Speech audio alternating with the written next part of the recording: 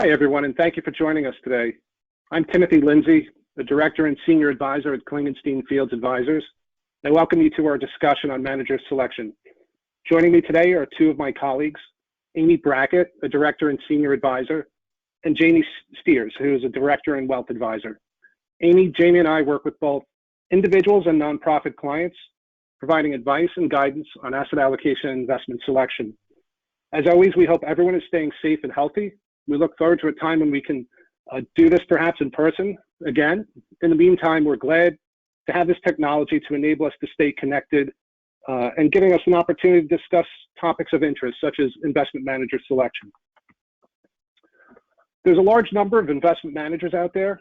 In 2019, there were over 16,600 investment companies comprised of mutual funds, ETFs, closed-end funds, and unit investment trusts totaling over $26 trillion. On top of that number, you have thousands of separately managed accounts and over 3,000 hedge funds registered in the US. And while institutional clients have long used multiple managers in constructing their portfolios, high net worth individuals have traditionally relied on publicly traded stocks and bonds for the bulk or even the entirety of their investment portfolios.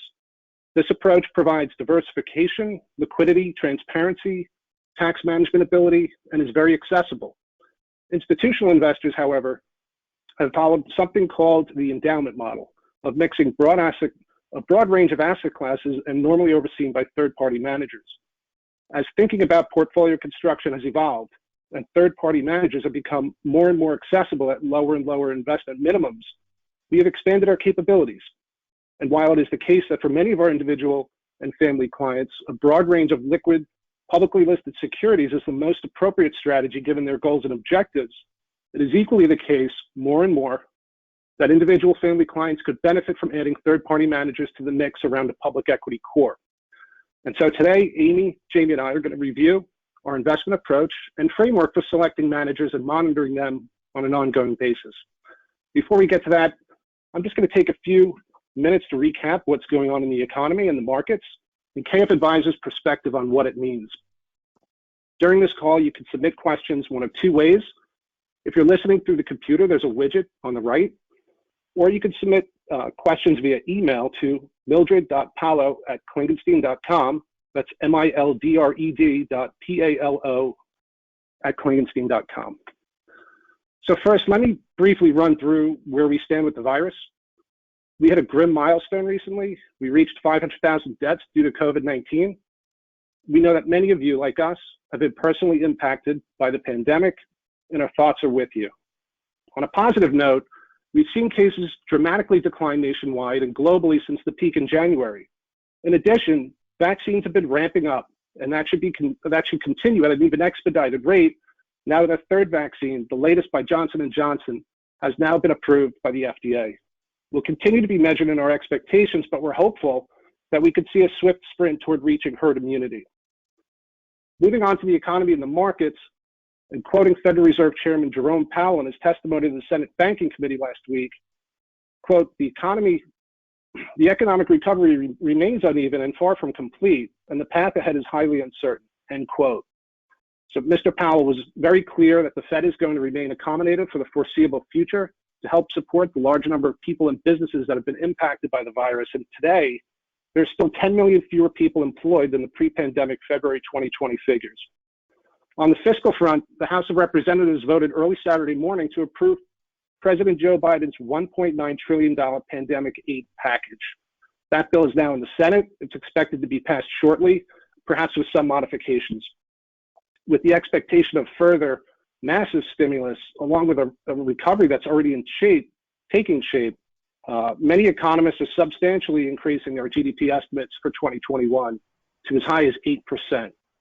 In the capital markets, long-term yields have risen, and the 10-year Treasury broke 1.6% late February after having started the year at 0.93%.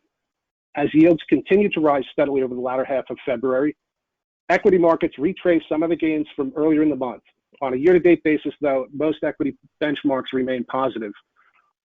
Bonds also sold off the latter part of February, but unlike stocks, they're having quite a difficult start to the year. The Barclays Aggregate Bond Index is down about 2.5% year to date. Rates have stayed within a range over the past week. They've even declined. The 10-year Treasury is now at 1.53% as of earlier today. It's an uptick today, but they've been trading in a range. And so this pause has been a welcome development so far for both equity and bond investors. So looking at the big picture, we're cautiously optimistic. We see many positives, but we do expect to see ongoing volatility in the capital markets due to the concerns about inflation and rising rates. We'll continue to keep you informed on our market and economic perspectives, but we're going to turn to the main topic for today, a framework for manager selection. So to start this off, I'm going to turn it over to my colleague, Jamie Steers, to talk about our overall investment approach and how external managers fit into it. Thanks, Tim. Here at KF Advisors, all of our clients receive a highly customized approach to the management of their assets, informed by the core tenet of our entire investment process, which is the unique goals and objectives that each client brings. As we review each client relationship, we consider what the ideal approach looks like so that we can address the individual idiosyncratic needs that the client has. Once we have an extensive understanding of the client's circumstances, we initiate the investment planning process by carefully constructing an asset allocation framework that is fully aligned with the liquidity needs, risk tolerance, and investment preferences at play.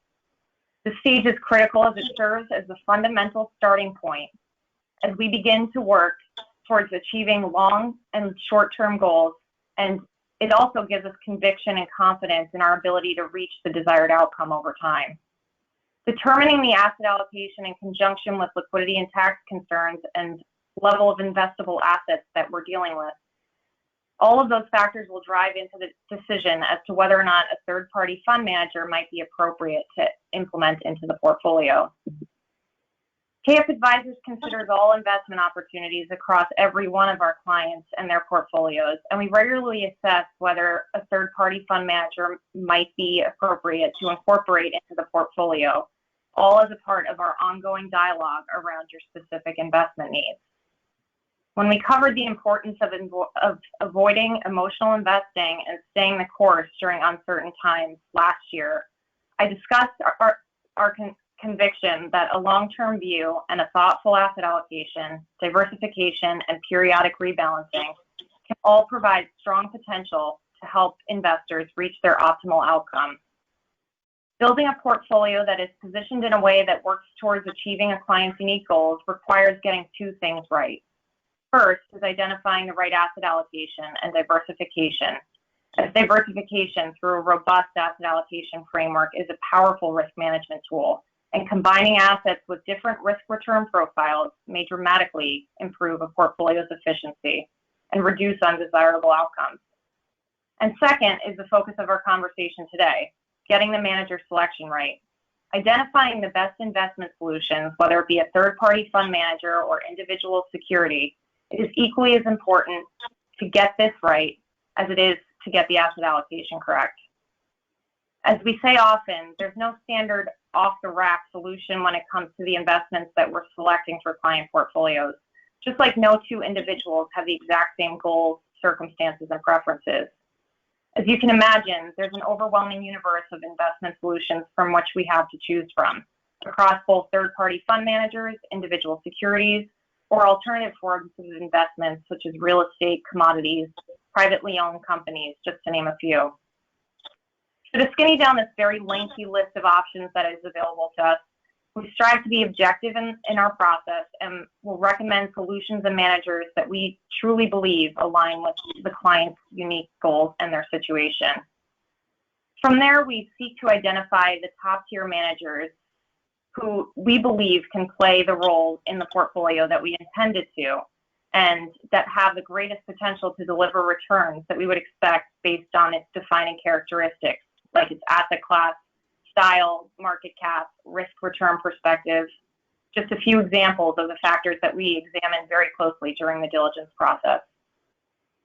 Of the investment vehicles that can be utilized, we may choose from a combination of passive investments, individual securities, active management by means of third-party fund managers, and alternative investments such as hedge funds, private equity funds, real asset funds, or even direct investments into private companies.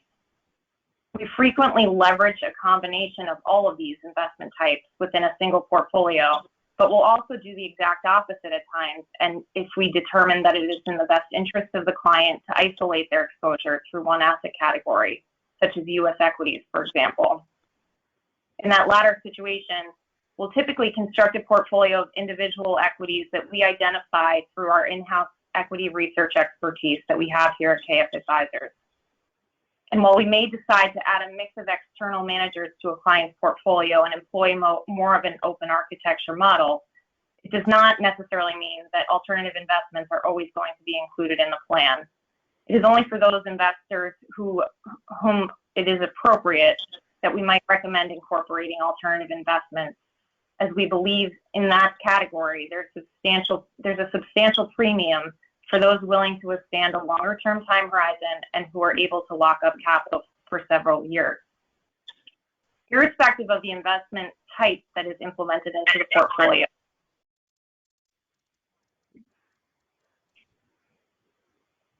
The research and diligence process is fairly similar in that it is incredibly thorough and all investments are well vetted before passing the test and before they can be added to a client's account.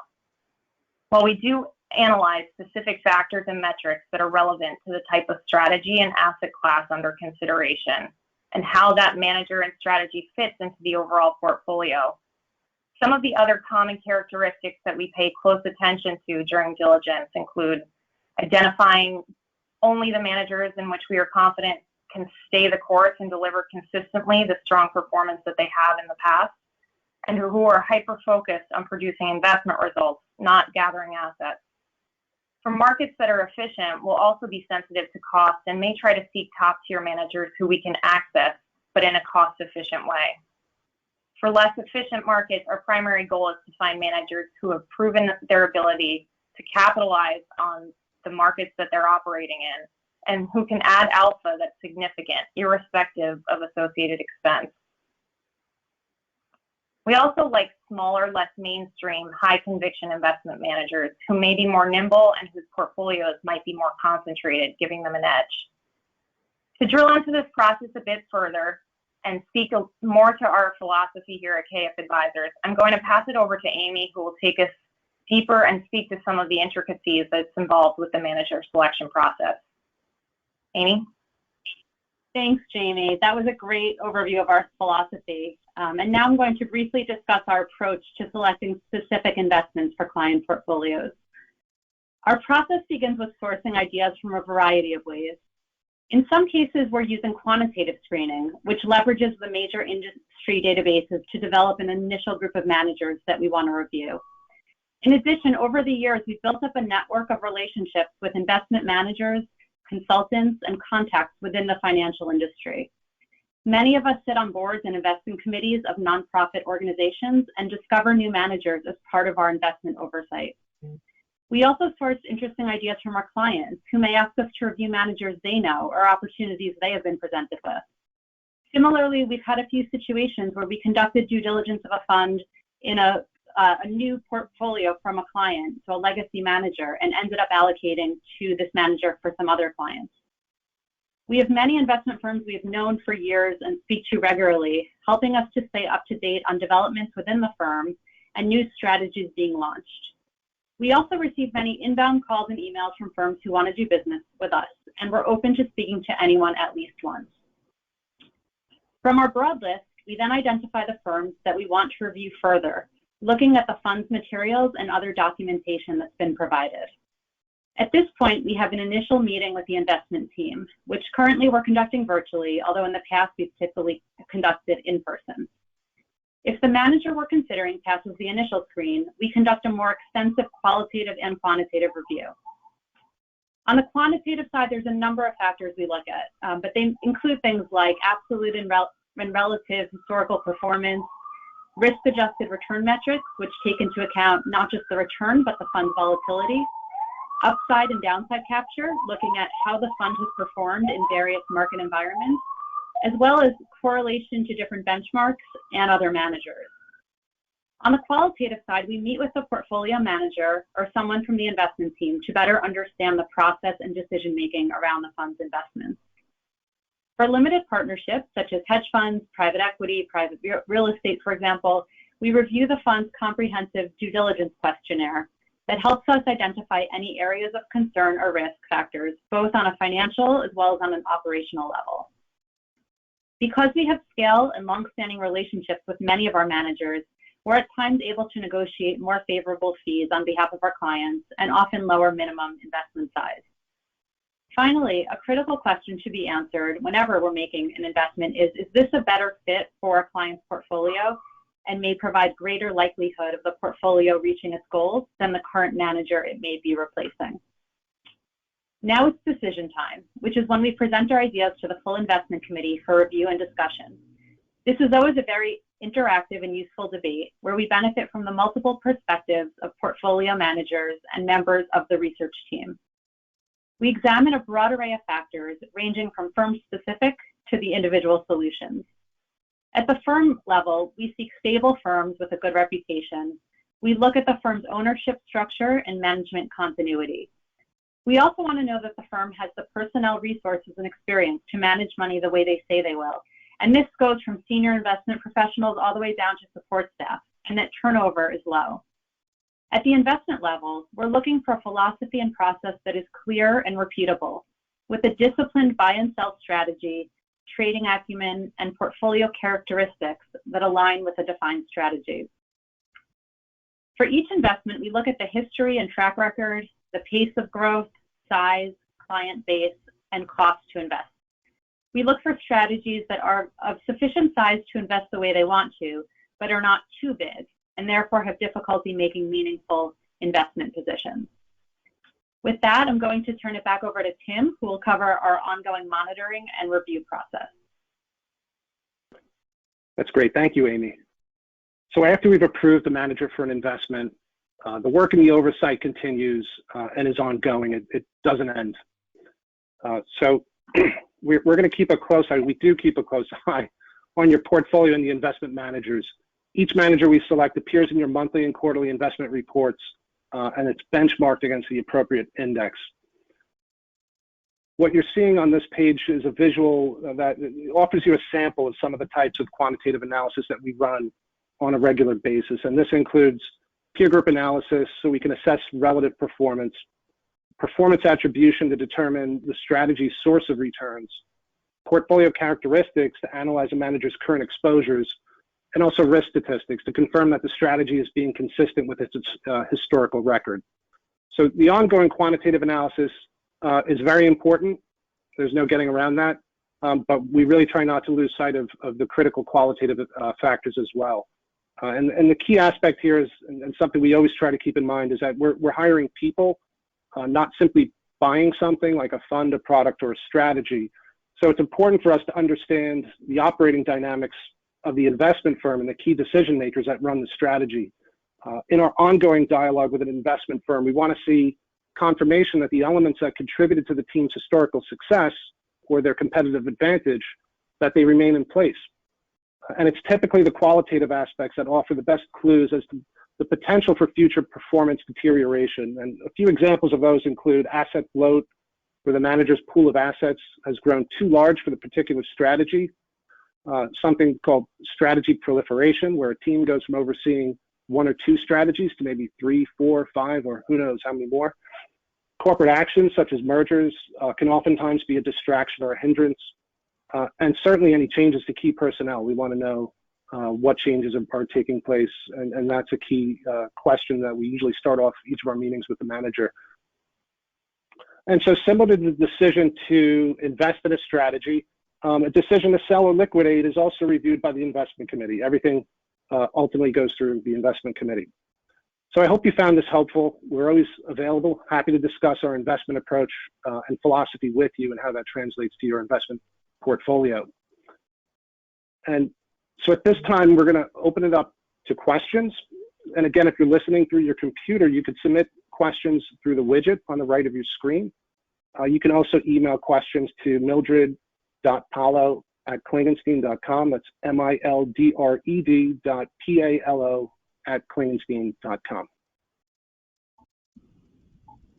Great. Thanks, Jamie, Amy, and Tim. That was a great overview. We do have a few questions, so I will start with you, Tim, since this is related to what you were just talking about, which is, what happens when you do have a strategy that you're no longer recommending, and you are planning to sell or liquidate? How do you do that? Well, it probably goes down through one of those factors that I had mentioned. We talk about it as an investment committee, and if we decide to move on, at that point, there's also an assessment as to the risk associated with this particular manager. So assuming it's not a matter of risk where it's just about a sense that we feel that the competitive advantage is slipping with this manager, say there's a concern due to asset bloat.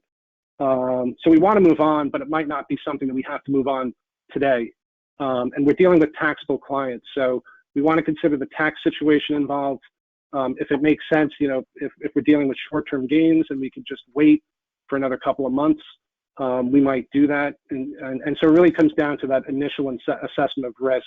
But generally speaking, we meet with our clients, we explain our rationale, and we make the recommendation to move on, and we provide alternatives to invest in.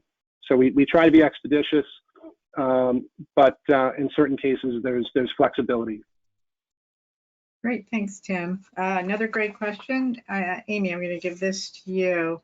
You all mentioned that sometimes you're able to get lower fees on funds for clients. Can you talk a little bit more about that and sort of how that works? Sure, happy to take that. So there's a couple of ways. One is on the mutual fund side, we're always investing in the institutional share class, and that's the lowest fee class for mutual funds. And that's cheaper generally than the retail share class, for example.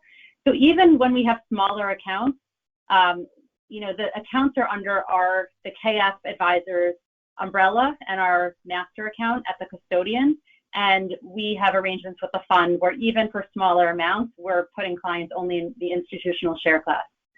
Another way is, from time to time for separate accounts, managers will provide a fee break for our clients. And so instead of charging, let's say 1%, they might charge, something less than that. And when that happens, any reduction to the fee is passed directly on to the client. KF is not collecting any revenue from these funds. So the savings go right to the client. And, in terms of one other thing on that is, which is not necessarily to fees, but to minimums, with some of these alternatives like hedge funds or private equity, they tend to have higher minimums. Sometimes that can be $1 million, sometimes it can be $5 million. But due to our scale, sometimes we can access these funds at lower amounts, and depending on the fund, it can be sometimes as low as a few $100,000. So that's, a benefit addition that will get passed on to the clients. Great, thanks, Amy. Another question around, what kind of manager, if you could describe perhaps, a manager or a type of manager that you're recommending to clients today. Jamie? Sure. I'll give the caveat that for compliance reasons, we can't speak to specifics, and every portfolio really is unique. There's no two that'll be exactly alike. But that said, there's, in some places we've been allocating to a specific hedge fund recently. And just for a little bit of context around this, I would say that one question we've been getting a lot from clients recently is whether to be in fixed income at all. Tim's talked about interest rates, and there's, the expectation that rates continue to go up, with cash yielding, basically nothing, making it unattractive as well. We've gotten a lot of questions around this area. Some clients, though, still want the diversification away from equity, and it's appropriate to have something other than equity. And so what we've done here is use, in some cases, non-traditional bond funds, so mutual funds that are less constrained and very different from, let's say, just the Barclays Aggregate Bond Index. These funds can manage duration, meaning they're not as exposed to interest rate movements. But I mentioned there's also a hedge fund that we've used in some situations here, with the idea that it's diversifying away from traditional equity and traditional fixed income, and looks very different, behaves very differently. So, for example, this fund in particular has a essentially a zero correlation to the S&P 500 and is much less volatile, month to month. So if you were to look at the 2008 financial crisis or even, 2020, the beginning of the year with a COVID sell-off, this manager was up in that environment, and that's something that's attractive to us. They've been able to do this by, a number of different strategies, including event-driven and merger arbitrage, but they have themes within the portfolio. So I would say that it really depends on the client, but we're always talking to managers and always thinking about, where we can add value and where we can diversify a portfolio in different ways. Thanks, Amy. So the next question is around, you talked about, you look at the different managers and how they fit within the portfolio. And this is a great question. Are there managers that you invest in that may invest in the same stocks or bonds? And how do you analyze that and account for that? Tim. Sure. Go for it, Tim. Sure. It sounds like you're asking about overlap. How do we account for overlap where two managers? Sure. So we do look at overlap, and it's on the equity side. We can run through a couple of different applications, take all the underlying investments across a portfolio, and sort of bring it together so you can see what a full snapshot looks like. And that's important because we don't mind if there's some overlap.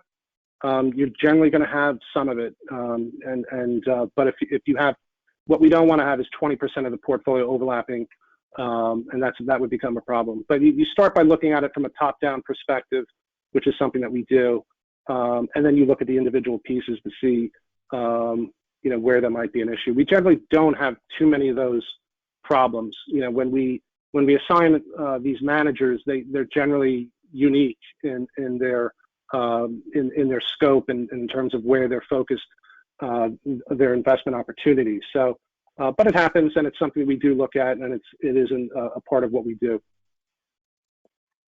Great, thanks, Tim. Next question for you, Jamie. What if I have a specific manager I really want in my portfolio, or what if you have a manager that I really don't want in my portfolio? How do you customize my portfolio that way? Sure. So I'll start with the second question. I think if we have a manager that you really don't want in your portfolio, we're not going to put it in the portfolio to begin with. So I think, we ultimately have a roster of some of our best ideas, and we have a short list of managers that we have high conviction in. It doesn't necessarily mean that it's always going to go in every client portfolio. In fact, it's rare to have a manager that we're putting into every client portfolio across the board. It truly does come down to that highly customized and very circumstantial situation that I discussed earlier. I think for the first part of the question regarding managers that you might be bringing to us, that's a very common thing, and we embrace the fact that we have a large subset of our clients who do have direct sourcing capabilities, and they do have conviction in investments that we may not have come across or might have dismissed for other clients for various reasons. I think above all, it's our job to outline what some of the risks are involved with those investments when we're not conducting the depth of diligence that we typically do on our managers.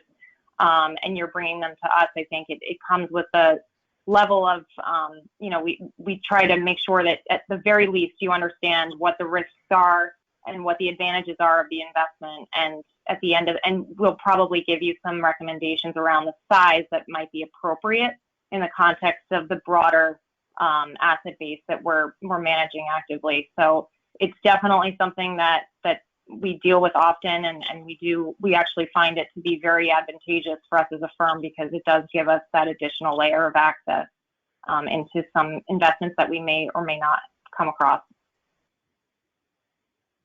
Great, thanks, Jamie. Question sort of related to if you have a manager you're no longer recommending. What about on the less liquid side? How do you handle that, given that there's obviously windows and things like that for liquidity? Tim. I'll take that, I guess. Well, obviously that's more difficult because you are dealing with liquidity windows. If it's a hedge fund and you truly decide it's time to move away, you go through the same process as you would a liquid manager. We're going to speak to each of our clients, describe why we feel we need to move away, and then it's a matter of sending back the redemption forms to the hedge funds and waiting for that window to open. In the case of private equity, you're in a much more difficult situation because you're in it for the duration of the investment period. In private equity, the total period could be 15, sometimes even 15 years or even longer. And so there is the possibility of selling your limited partnership interest. That's something that in the past we have explored, but generally speaking, you take a very large reduction to execute that sale. So I think that's why when we place private equity, we try to make sure it's a very high conviction situation, and we also try to make it abundantly clear the time horizon that's involved and the risk return opportunity set. So we try to make sure that everyone's aligned heading into the investment so that we don't run into a situation where we feel like we wish we would have had our money back a few years right after. Hey, thanks, Tim. Here's a question. I'm sure that we got a couple of versions of this one. So obviously of interest, things are different now. You don't have managers coming in. You're not in the office. Are there any differences in how you're conducting due diligence in sort of the virtual world? And does it make a difference to what you can do and how in depth you can go and getting to know the people? I'm usually wearing a tie. That's one of the major differences. But I'll just add my 2 cents on this. I feel like I've had more access to top level managers, and it's a really simple reason why. These people aren't traveling the globe. They're sitting in their home just like I am, and you take away that travel, it gives them more opportunity to speak to prospects, prospective investors like us, or current clients. So it's worked out very well. Great, good. I think we have time for maybe 1 or 2 more questions. This one is a great question. It's around how often you kind of redo your capital markets assumptions. Obviously, someone in the industry is asking this one, and change your asset class recommendations, and how does that affect what you do in terms of portfolios? I'm going to put that out to all 3 of you. So normally we try to revisit them, I would say at least semi-annually. Last year, I think we had to revisit it, I don't know, like 5 or 6 times as the market was up or down 20 or 25%. So we try to do it when it's relevant. If you think about my earlier remarks, you had the 10-year go from 93 basis points to start the year, cross 1.6%. In just less than 2 months, which is a pretty big move. And we were at 0.5% just several months ago. So anytime those types of moves take place, and go back to the fourth quarter with the equity markets having a huge fourth quarter, you have to shift and reassess your capital market assumptions at each of those inflection points, in addition to your routine sort of quarterly or semi-annual. Generally for us, it's semi-annual where we sort of do a reassessment, but you have to be active when appropriate. And I would just add on to that, and that's right, that we're constantly looking at our assumptions and revisiting them, but we're always taking a long-term perspective in terms of investing. And so we'll make tactical shifts to a client's portfolio. But if a client, let's say, has a 60-40 long-term target, meaning 60% broadly in equities and 40% broadly in fixed income, while we might make shifts to that, depending on where we're seeing opportunities, you won't see that go, from 60 to 100 or 60 to 20 either. And so we're always meeting with managers across different asset classes, and we might, at times, see more value in a strategy or in an asset class, and we might be allocating for more clients or maybe as a larger percentage of a portfolio, but you won't see drastic shifts in terms of changes, as we look at capital market assumptions. And we know that, we're never going to get it all exactly right. No one will. So it's really having the right long-term asset allocation, and being smart about that. Great. The industry should be calling capital market guesstimates, because that's really what they are. That's a great answer. One last question. You talked a little bit about the sort of structure of the investment committee and the analysts. Can you talk a little bit more about that? Someone's interested in sort of getting a little more detail. And I think that will be probably our last question. So put that out to all of you. Sorry, I apologize. I had audio problems. Could you just repeat that last question? Yeah, someone was interested in getting a little more detail in terms of the investment committee and how it works, and the analysts, sure. A little more depth. Yeah, I mean, call us. We're happy to speak to you. Call your portfolio manager. If you know anyone at the firm, please give us a ring, and we'll go through that with as much excruciating detail as you wish. All right. But I think broadly, Ellen, just to address the investment committee structure and dynamic, the team meets at least once a week. Most often we're meeting 3 to 4 times a week and just constantly discussing new manager opportunities. If there is a client sourced manager that comes through, the whole team is going to know about it. We're bouncing ideas off of each other, challenging each other on whether or not it would be prudent to make a decision to add a manager to a client portfolio. And the decision-making process is definitely very fluid, and it's lengthy because it is so thorough. So the team is just constantly reviewing existing and new managers. Yeah, great overview. I think that's about all the questions that we have time for. Anybody's questions that we didn't get to, someone will definitely follow up with you, but we appreciate it. A lot of great questions. I'm going to turn it back over to Tim to wrap it up. Great. Well, thanks, Jamie and Amy and Ellen. Again, we hope this was helpful and informative. We always welcome the opportunity to discuss our thinking and our approach. So like I just mentioned earlier, please pick up the phone, give us a call, send us an email. We're happy to speak with you. So again, thanks for attending. Stay well. We look forward to speaking with you soon.